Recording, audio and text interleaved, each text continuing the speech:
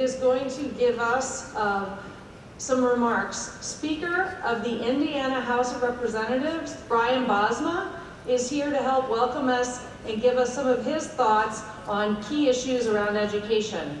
Please let me introduce Speaker Bosma. Speaker of the Indiana House, Brian Bosma, has been a key figure in Indiana's transformation over the past decade.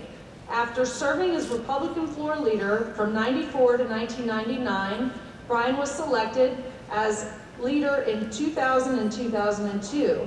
In 2004, when the House Republicans assumed a majority, Brian was elected Speaker of the House by his peers. After serving as leader following 2006 and 2008 elections, Brian Bosma was again elected Speaker of the House when Republicans won a 60-seat majority in 2010. I want to thank Speaker Bosma for his support of online learning on behalf of all of the students in Indiana and his national leadership as a key figure. Thank you, and join me in welcoming Speaker Bosma.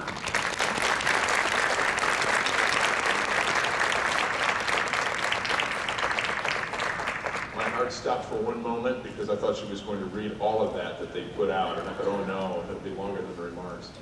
Well, first of all, thank you for spending some time here in our great city of Indianapolis, and met a number of the students that are here and reacquainted myself with some of the friends that we have in the virtual learning movement. And it's my sincere pleasure to come and give you a few words of encouragement. I guess that's what I'm here for today. As Susan indicated, we made some remarkable, and many of you know firsthand, we made some remarkable changes in the last session of the legislative session regarding virtual learning. And the Speaker of the House, I carried those myself, and that's how important I think not just virtual learning, but options for families are for the future of our state. And I'm not a latecomer to this. Before I was elected to the Indiana legislature, I actually worked for Dean Evans, the superintendent of public instruction here in Indiana, who was the first reform-minded superintendent in many generations, and as a young guy, full head of hair, good looking. So it tells you how many years ago it was. Learned a great deal about not only public education, but education options. And I learned very distinctly, not only from my own experience, having teachers in my own family, including my mom, that there are so many different ways that young adults and kids learn, but that there have to be options for families, not just because of learning options, but because of circumstantial options. I met some students here today that are outstanding world-class athletes and want to be world-class athletes that need something special. I've met kids with special medical conditions, not today, but other times, that must have a different option to participate. I've met kids that it just didn't work out for them in a classroom. On the other hand, I've met plenty of students that the traditional public school option is just right for them, and many that said, this has failed our family. So at the outset of last year, on Organization Day, we're coming up on the Organization Day for this year in just 2 weeks, it was just virtually a year ago, I announced that for my team in the House, our top priorities would be to give as many Hoosier families options as possible. So we enacted a school voucher program targeted on students from families that didn't have any other economic opportunity to access the private school of their choice with public dollars. We also announced that we would make it expansive in Indiana, in the charter school arena, which is an area that I've championed for more than a decade, to give more options to charters and more options to families in that regard. And we also indicated that we were going to change the program in Indiana for virtual learning from a pilot program with a very limited number of students, to treat the virtual schools like our other public charter schools. And I know that's not without some pain, but I think it's the right direction for your school movement and mine to move. So I want to thank you out there for being on the front line in this. Many educators here, I'm sure many parents that have said this is right for our family, it's right for our student. And I thank you for standing despite some of the intimidation that we've all experienced in this regard, that we're trying to destroy this segment of education or that segment of our economy. It isn't about destroying anybody.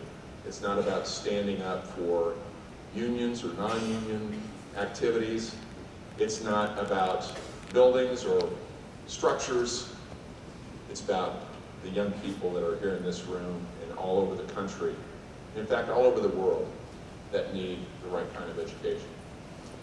But I'll tell you, from my side of the model, this isn't just a battle about policy, it's a political battle as well. So I'm not here to talk about politics, but I'm going to talk about it anyway. This is a political battle in Indiana, and it may not be elsewhere, although my discussions with other leaders around the country have indicated that it is. And the forces of the traditional model that doesn't work for everyone are very powerful indeed. So every opportunity that you have to support those who are willing to stand up and say, I'm for more options. I support my traditional public school, but I also support options and the exploration of options for every family in your state. Fill in the blank. For me, it's in Indiana, and that's what I say everywhere. And just to tell you how political it was this last time, on the charter school bill that included the improvements for funding and other things that we had for virtual charters and regular charter schools, we had 59 Republican votes, out of 60, one Democrat vote. On the one individual who was willing to stand, Mary Ann Sullivan, I should say her name for those of you who are local here, Mary Ann Sullivan, who's been a long-time charter school participant, teacher, board member, was willing to stand with us and say this was right for kids, stand against those who, for political purposes, don't want to see any change in the current system. When we got to the voucher program for underprivileged families in Indiana, it was just my team standing by itself and then not the whole team together, but enough to pass the bill. So I'm not here to talk about Republicans or Democrats, as a couple of political folks have said over the years. I don't make this up, I'm just reporting the facts. So as you are pursuing your education goals and you're pursuing the movement that you're all involved in to give more options, especially the virtual option, to students, not just in Indiana, but all over the country, I just don't want you to lose sight of the fact that this is a political, for us who are trying to make these changes statutorily, it's come down to being a political battle. Now, having said that, for me, it's not about the politics, it's not about the partisanship, it's not about my team or the other team. It's about what we've been talking about already, what I know is the focus for so many of you here. It's for students, it's for improvement, because we are, as you all know, in a world economy competing against kids that are educated all over the world, and in some cases, in fact, many cases, doing a better job than we're doing here in the United States. So for Indiana, it's not just competition against Kentucky like the good old days. It's competition against kids from all over the world, Asia, South America, Europe, the Middle East, countries that are burgeoning like China and India that are hungry to have what we have. And we just have to keep striving to give these kids every opportunity. So you have allies on that, on the inside of government. Thank you. I recognize a couple of those applauders over there. And we've had people who've been willing to stand with us even when we felt like we're standing alone, including a couple of folks right over here and others that I said hi to here already. So I want to thank you for that and pledge to you that we're not done, we're not giving up, we're not tossing in the towel. We will continue to work with you and for you to continue to give your option every ability to be successful, the options that we need for every Hoosier family. So thanks so much. It's my pleasure to be with you today.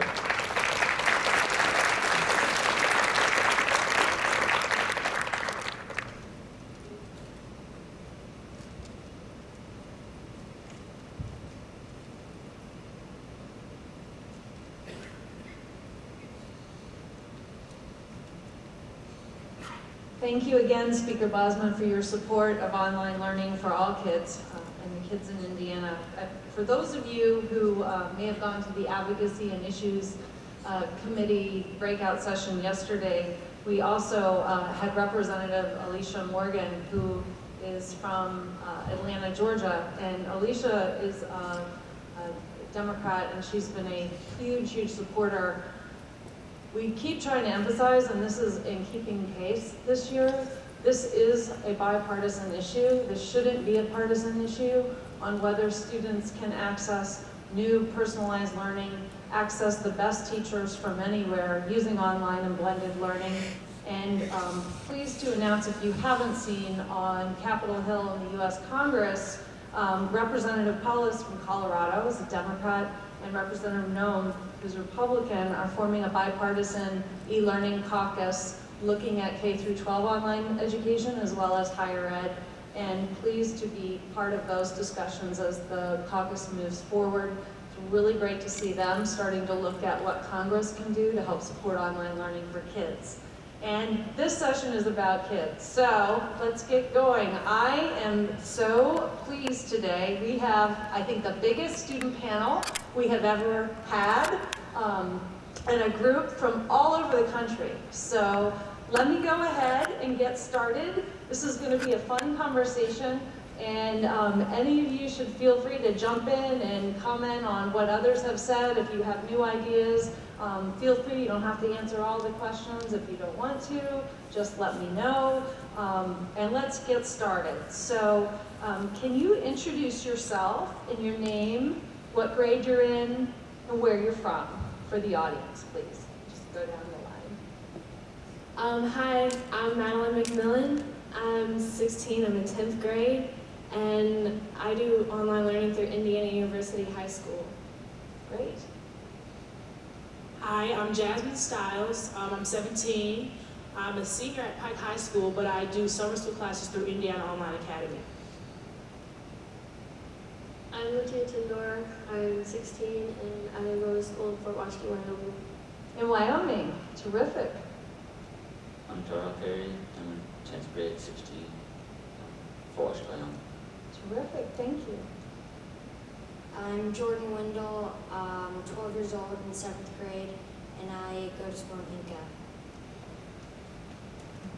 I'm Megan Karabowski. I'm 17 years old, and I took some classes on Indiana Virtual Academy last year.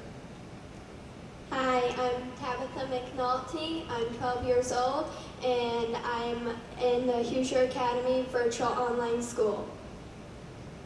I'm Micah Brown, and I'm a senior at Hoosier Academy. Thanks, Micah, and everybody on the panel. Let's go ahead and get started. So, how did you find out about online learning, and what made you want to enroll? And we can start anywhere and just keep passing the microphone down. Who wants to go first? Micah, you want to go first?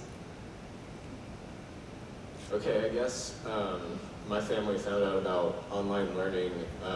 We homeschooled before, and so it was just kind of something that we were searching for as my brother and I were getting more advanced in our education, and my parents were just kind of looking around for more options for us to have. So eventually we came across the K-12 curriculum, and then later on Hoosier Academies opened up, which uses that curriculum. So how many classes have you taken online? Gosh, I guess just my whole high school career so far, so. So your entire Quite a high few. school, great. Yeah. Terrific. Yeah, Tabitha. Well, I started homeschooling because I'm an ice skater. I'm training to go to the 2018 Olympics. So, yeah, thank you. So as I started training harder and harder, my mom started looking into homeschool so I could train all I wanted, however much time I wanted, and we found Hoosier Academies, and it's amazing. Wonderful. Megan? Last year, I wanted to take the opportunity to go abroad to Spain to study Spanish for the entire year. And in order to do that, I needed to take certain classes to stay on my graduation requirements. So I talked to my high school counselor, and he set me up with the program. Terrific. I guess 2 years ago, I was in Florida, and I was chosen to come here and dive for John Wingfield for USA. And I needed time to compete to, I guess, train for the Olympics too. And I guess here was the best area or best school to get more time to train and have more fun. And how many classes have you taken online, Jordan? Not too sure. A lot? I guess you could say that. Yep. Okay. Yes, Tyrell? I just decided to go to school because it's closer to my house. Why is that? Because it's closer to my home. Because it's closer to your home? Great, great. Latvia? I chose to go to Fort Washington and was because, well, like, it's, like Tyrell said, it's closer to my home and easier access. I could do a lot more stuff and get stuff done on time. So how far were you going before? Like, I'm not really sure how far it is to land here, but like, it was pretty far. You know how many hours? Is it About maybe 30 minutes. about 30 minutes? Mhm. And then now you can take your classes online? Yeah. Great. And like, if I like travel somewhere, because well, when my brother was going to school in Utah, he was like, I always had to travel with my mom, so it was easier to do work. Terrific. Tabitha? Oops, I'm sorry. Jasmine? I decided to take classes with Indiana Online Academy to free up scheduling space in my school schedule because I do go to a traditional brick and mortar school. So I took them in the summer and I've taken 3 classes and I started before my freshman year. But it's allowed me time to work an internship and I've been able to take more dual credit AP classes. So as of right now, I have like 26 college credits, so I'm almost done with my freshman year of college. So I definitely, my main decision for doing this was so I can further explore my educational interest in school and so I can make my own decision of what classes I have to take instead of taking the traditional econ and government in class, and I can just do that on my own time over the summertime and take the whole school year to do other classes that I was interested in. Great, thank you. Natalie? Well, at the time I was actually going to school, but my siblings were homeschooled, and my parents found out about Indiana University's high school diploma program, and I decided it was a really good option for me. Like Jasmine, I'm looking at getting a lot of college credits, and it's really great prep for me. So, yeah, it's provided a lot of opportunities. The work is hard, but it's all gonna be worth it. So. Terrific. What would you say the biggest difference is between your experiences in a traditional brick and mortar school with textbooks and online learning in terms of your own learning? What's the biggest difference, or what are some of the benefits you see? Well, a benefit I've definitely seen is I teach myself how to do the work. I mean, we have a lesson to guide us on what to do, but I don't have other students in the classroom helping me figure it out. I learn my own method and I figure it out, and it sticks with me. Like, tests, they're a piece of cake. I know the information really well, and I think it's better personally. It's I can work at my own pace. So if I'm trying to jump a grade, and I can work faster, and but if I'm having trouble on something, then I can just slow down and really try and learn something. Great. Jasmine? Virtual classes have definitely helped me be more self-disciplined.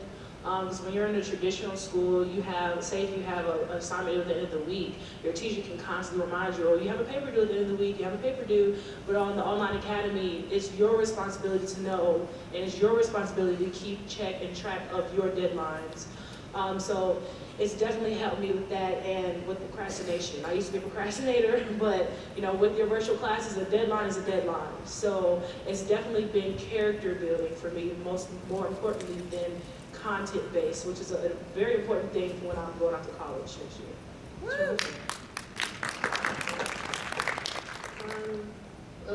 I benefited from it because, can you repeat the question? Yeah, the question is, compared to when you took traditional classes with a textbook and going to a brick and mortar school, how has online learning made a difference for you? What are some of the benefits? What do you like about it?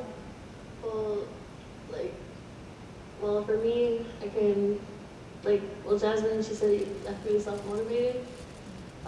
Before, I would take my time on my assignments, and I would get them done. And now that I'm online, I'm just well, I have time to do it, but if I keep holding it off, I'm not going to get it done, so I might as well do it now. And it's a lot easier. Is it easier because you feel like you could, what things about it make it easier? Is it the format of the content, or the way you read things, or help from a teacher, or what kinds of things do you feel like makes it easier? Well, because it's online, and if I need help looking up something, I can just open up a new page and look up whatever I need help on. Great, terrific. Terrell? To me, the benefit is I get the work done faster, and I think it's easier because I ain't sitting in a classroom.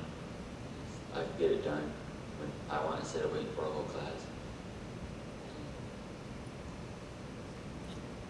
That's what, in a survey of students across the country, Project Tomorrow does, one of the key benefits that students all over the U.S. report is that flexibility and being able to go at their own pace and being able to get help when they need it and move on. And it's faster, easier, and then being able to move on when you get it is a really important thing about motivation and how students are learning. So Jordan, what's different for you from when you took traditional type classes to your online learning experience? Online school is a lot easier because when I travel, I can take school with me. It helps me with how long I practice for 8 hours and then come home, take a little break, and get right onto it. I've been trying to work individually. This year's gotten a lot harder, but I'm still working through it. What's gotten harder about it?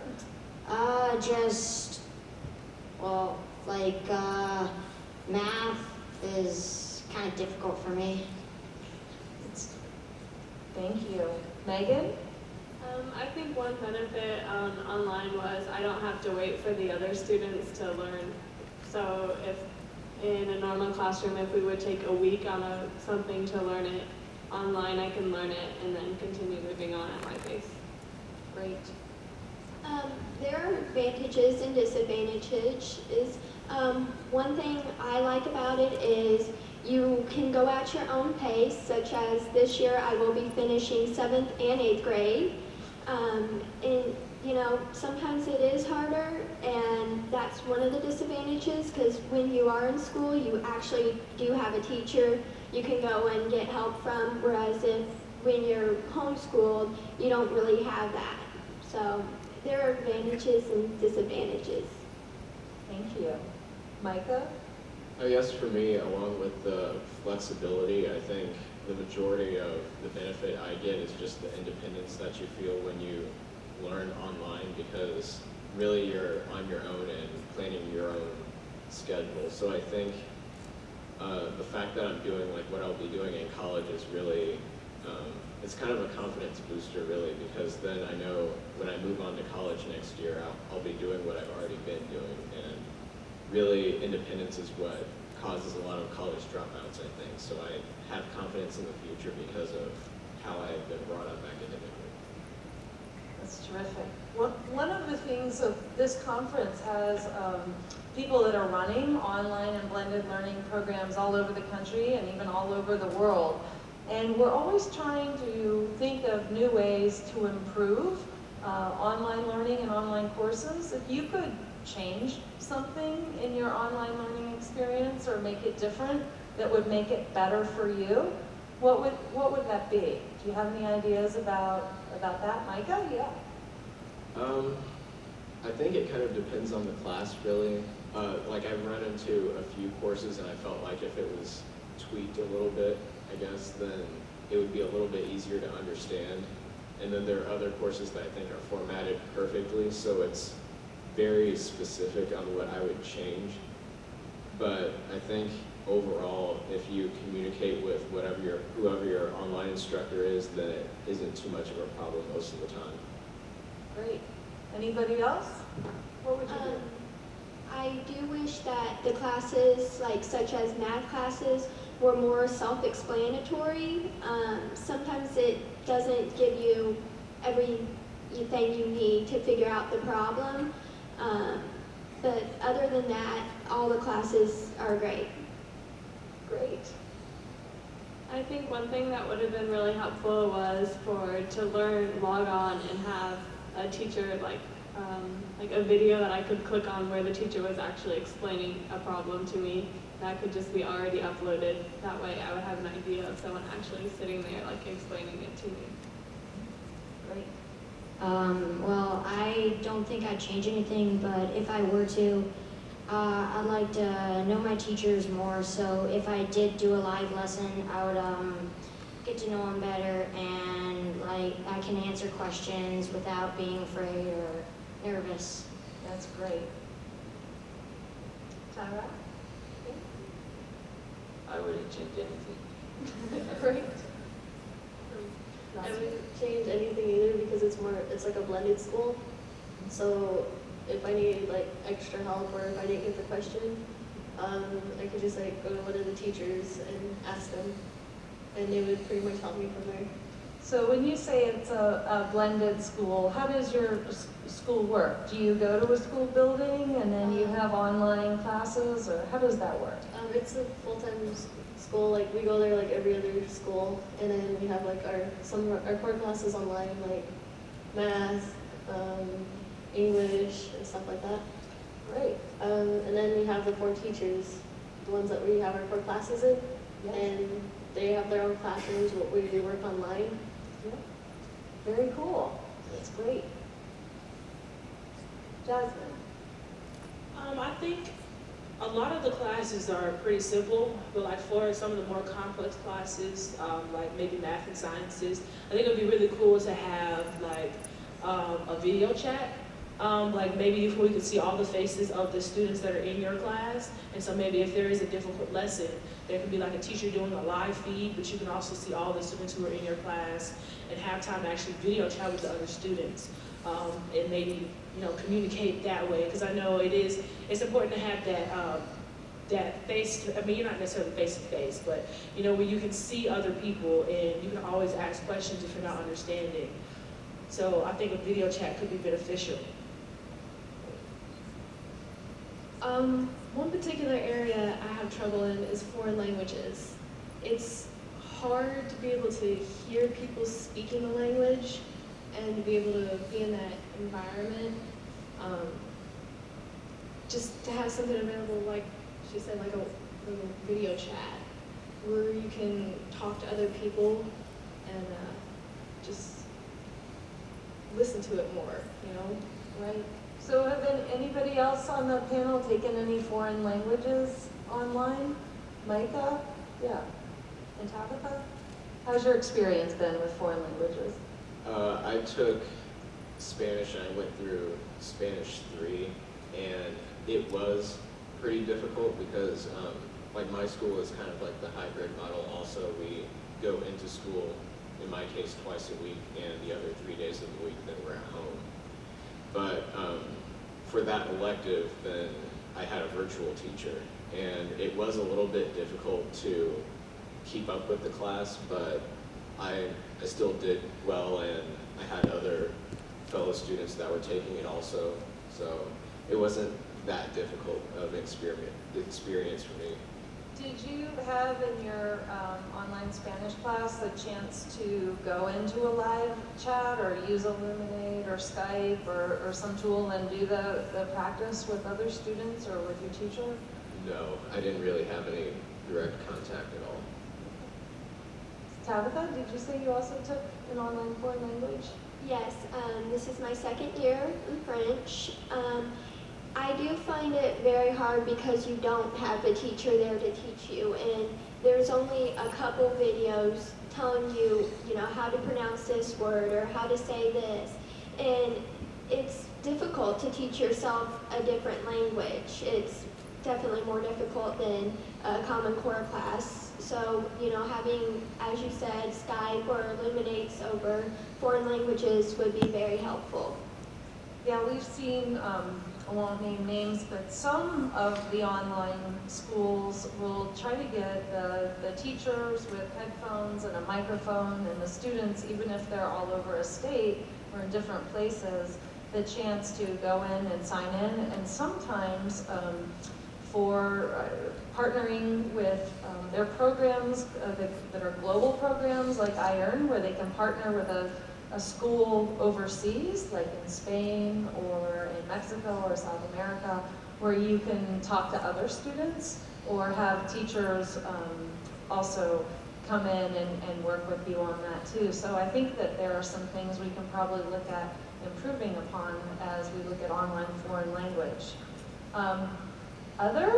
So that was really interesting. Other models of sort of anybody else doing what we would call a blended classroom, where you spend part of your time in school and part of your time online? All right. I want to open it up to the audience too. I don't know if anybody in the audience has questions. Allison, you have some? Thank you. Great. What is an example of a bad use of technology for learning, or a really effective good one? So do you have a bad example that you've run into of using technology in learning, and a really, really good one? Anyone? Yeah, Tabitha. I do think one of the disadvantages is that since you are schooled online, that it is very easy for kids to go on and use Google or Yahoo Answers. I do personally know friends that have done that, so I think that's one of the disadvantages. It's a good comment, thank you, yeah. Right. Well, the pro of that, though, is when I took my online classes, I used Google to look up additional information for topics that I didn't necessarily understand, or where I needed further explanation, but I would always go back and report the information to my teacher to make sure that it paralleled with the assignment that we were having.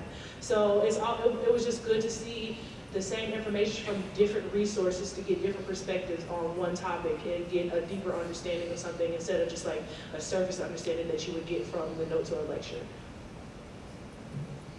One bad thing that I found out was other students were also taking active U.S. history online.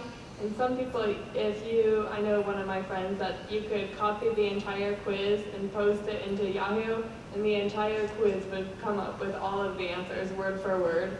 So that's a disadvantage, and some people clearly are learning that way. That is very useful feedback, thank you. I personally haven't found any disadvantages with my program as far as the actual system goes, but definitely some advantages are just the actual website, the way they organize the courses. They do one whole chapter at a time, and I found that I don't know how I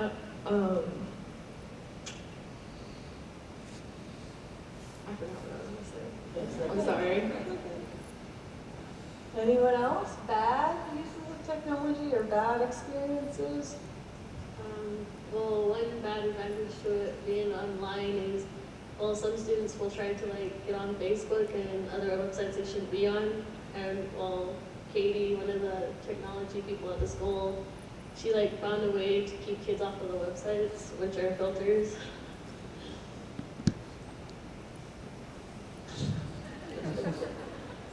Very interesting. Okay. Well, another pro is the communication techniques. Like I know with Indiana Online, you can Skype your teachers if your teachers have a Skype account. And they also provide all of their contact information. So when the teachers make themselves completely available, sometimes we can text them anytime throughout the day and ask a question. So, I mean, of course, the cell phone is technology, and Skyping is technology, or we can always shoot them an email or an instant message whenever we're online. So it's good to have that quick communication, like in class, where it's personal online, whereas then sometimes in class you have to wait for everybody else around you to get through with their questions. So I think it's just really improved the pace of the communication between the teacher and the student. Great. Anybody else? All right, got another question. This is pretty interesting. Some people think inner city kids won't do well in online classes. What do you think? So is online learning for everybody? Is it for every student? What do you think about this? Tab? I do not think online school learning is for everyone. You have to be very dedicated and you have to be responsible, and there are kids out there that aren't and that would, as you said, play on Facebook, Google Answers. So it is a big job. It's like a full-time job. You do have to be very dedicated and know what you're doing. Yeah. Others? I definitely don't think online learning is for everybody. Like she said, you gotta be dedicated, you gotta be driven, you gotta want it. You gotta want to do good in school. You gotta want the good grade, because it's, like Jasmine was saying earlier, you've gotta make your deadline, you've gotta make your schedule. You don't have someone pushing you all the time to turn in an assignment. If you don't get something done that day, there's not really a consequence, it's just a personal consequence. And some kids struggle with that, and you gotta want it. It's not for everybody. I agree with everyone else. I don't think it's for everybody, but I think everybody should have to try it at least once, because it is a test. It is a test of integrity. Because if you don't, I mean, some people may not have had to push themselves to do something, but in online class, you kind of have to push yourself into that space. And if you're never introduced to that before college, you can it becomes really easy to fail. So I think that it's not made for everybody, but everybody should at least try it once. That's a really interesting point, Jasmine, because 1 in 4 college students takes an online course when they're on campus because of scheduling. The average number of years it takes students to get through a 4-year degree in the US is often 6. And it's because of the scheduling issue. So more and more colleges and universities, community colleges, have online courses. And there are 4 states now, Michigan, Alabama, Utah, and Florida, that have a requirement for a student to have an online learning experience or take an online course before graduating. And part of the reason behind that is that so students can have that experience before going to college or going into the workplace, where half of all training and development for workers is done through online learning. So what do you think about that, Latia? Is online learning for everybody? Should everybody take an online course? Yeah, well, I mean, I don't think it's for everybody, but I think they should, like she said, they should try it at least once, because, well, when I thought about it, I mean, it didn't sound as well as I thought it would until I actually started going, and then I did have to do it myself. I had to do everything. I had a choice not to do it and to do it, and as I got into the school year, I started realizing that it was a lot harder than I thought, and it was actually getting me ready for years later into my life. Yeah, that's great. Tyrell, I saw you nodding your head to that. Do you think everybody should have a chance to try it or check it out? What do you think? Yeah, I think you should try it at least once. Great. Jordan, what do you think? Well, I do think people should try it out because I know you should be dedicated to what you're supposed to do and for how you accomplish things in your school. But I'm not saying that it's not for everyone. I'm just saying that everyone does have a chance to try this out, and maybe they will do good. Yes. Yep, okay. Anyone else? All right. So, here is a question about math. What are your experiences with learning math online? How does that compare with other experiences of learning math? Who wants to jump in? Sally. As I said earlier, it's difficult. It's probably one of the hardest subjects for being homeschooled online. You don't have the advantage of having a teacher there to explain the problem. You can go on to Illuminate Lives, which is pretty much Skype, and ask your teacher, but you still don't have that face-to-face contact where you can actually like write down stuff with your teacher. They can see what you're doing wrong or how you're doing the problem wrong, and they, can't correct you like they could if you were in real school. So what is your strategy?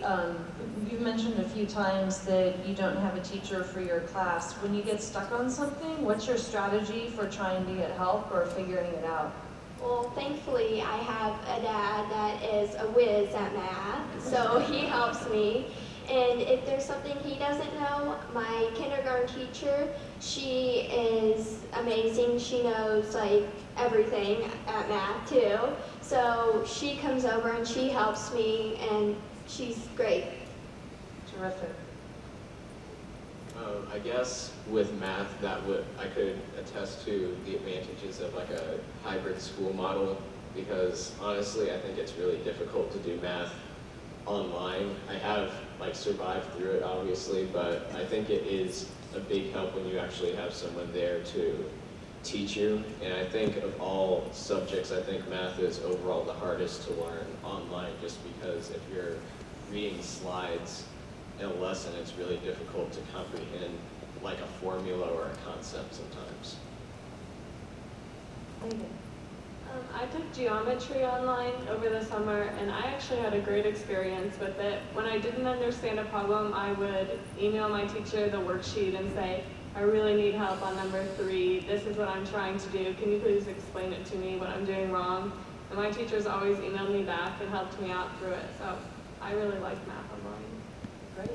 Thanks, Megan. Jordan?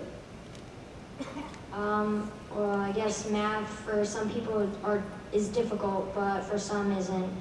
But for the people that have trouble, it is good to have help, but it's not good to get too much help where they're giving you the answers or... Yeah, that's true. Thanks, Jordan. Tyrell? Online math. I have to say math is hard to learn. To me, I just don't like it, I guess. And it's just hard, so it gives me a chance to try to learn it on my own. Then I like it because the school I go to, I can have a teacher there if I don't get it. Yeah, that's great. Math is a pretty hard subject for me also, and like Tyrell said, since we're a blended school, we have like a teacher to help us if we don't understand or the question we were being asked, and usually the answer you can like figure it out through the context that we have on the computer.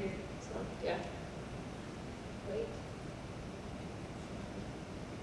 Math is definitely one of the harder courses to do online. They have a learning guide and it does a good job, but if it's just one of those things you just cannot get, luckily we have teachers that we can contact and they can take us through it step by step over the phone. But the disadvantage is they're not actually there showing you on a whiteboard what to do. But I do have a dad that's very good at math, so I definitely have some help there, but not having people there to show you is also an advantage in a way, because then you figure out a way that works for you to get the answer, and by the time you're done, you know, because you've done it so many times. Great.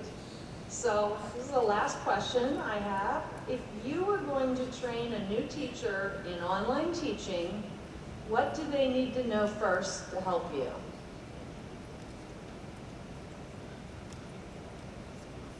think the most important thing with training an online teacher is just simply having the computer skills, I guess, just to work around like Microsoft Word and Illuminate and that kind of thing, because really the only trouble I've had with teachers has involved random technical difficulties, and sometimes you can tell if a teacher's new, like if they're trying to bring something up and they're having trouble. So I think just having basic computer skills is really good enough, and being able to communicate well with the students even though they aren't seeing their students all the time.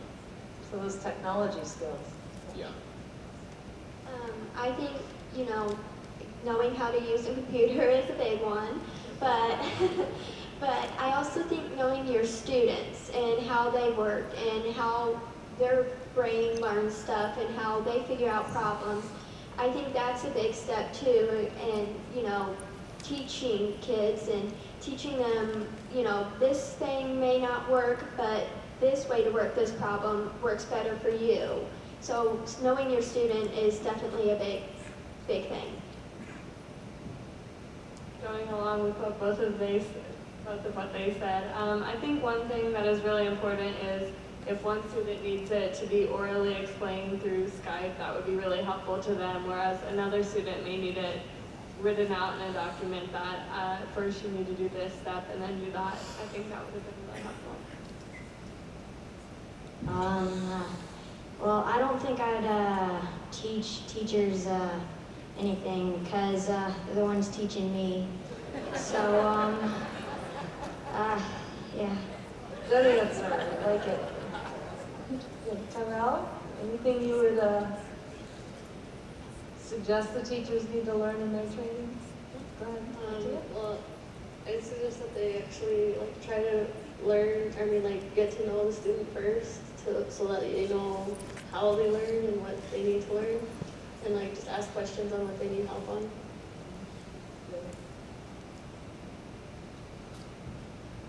I know with the Indiana Online Academy, the teachers contact you within the first 3 days, and they have this paper where they want to know something interesting about you and different ways that you learn, and so that's a big help because they automatically set themselves up to cater to each student's specific needs, whether it be a learning disability or whether it be that they're working 2 jobs and may need a little extra help. So I think that's one of the most important things, is that they know their students, like everyone else is saying, and that the teacher makes themselves completely available. So because the success of your student is the success of the teacher. So it's the job of the teacher to make sure that their students has all of the resources that they need to become successful. So I think that that relationship between the teacher and the student is essential to the well-being and the training of the teacher. That is one of the hard parts, is you don't have one-on-one time with your teachers, so they don't get to know you and know how you learn best. But over time, they figure it out. If you calling with questions all the time, they'll remember you. So, Madeline, do you feel like you get to know your online teacher? it depends on the teacher. It depends on the class it is. I think my French teacher knows me pretty well, but my English teacher may not know me that well because that's just one of my strong points. But in the classes I struggle with, it is nice to have a teacher I can go to, and it's something for teachers to know. It's just different ways to explain something, because not everyone learns the same. Anybody else? Do you feel like you get to know your online teacher? Want to respond? All right, so we heard technology tools, using the computer, getting to know your students, learning styles, subject expertise, communication, responding to questions, contact with students and those relationships. Sounds like a lot of those elements in the iNACOL quality standards for online teaching that just came out a few weeks ago for programs. I couldn't resist, I'm sorry. So that was the last question. I'm going to throw a question out to the audience because I love to do this. If you, audience members, had one word that you thought high school students across the country would use to describe their traditional high schools, what would that be? Boring. All right. So if you have one word to describe your online learning experience, whatever that word is, whatever comes to mind, what would that be? Convenient. Convenient. I agree, very convenient. I'd actually say interesting. That's what first came to mind.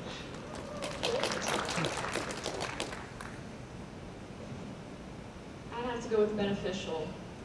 Beneficial. Great. Jordan? I'll just go with everyone else's choice. All right. Flexible. Flexible. Right? One word, online learning? I agree with Jasmine and flexible. Good, great. Tyra, one word to describe online learning for your experience. Awesome, because Awesome. That is an awesome way to close our 2011 Virtual School Symposium, breaking all records with a total of 1,910 attendees this year. And don't forget, next year in October, we're going to New Orleans. So hope to see all of you there. Let's give a big round of applause.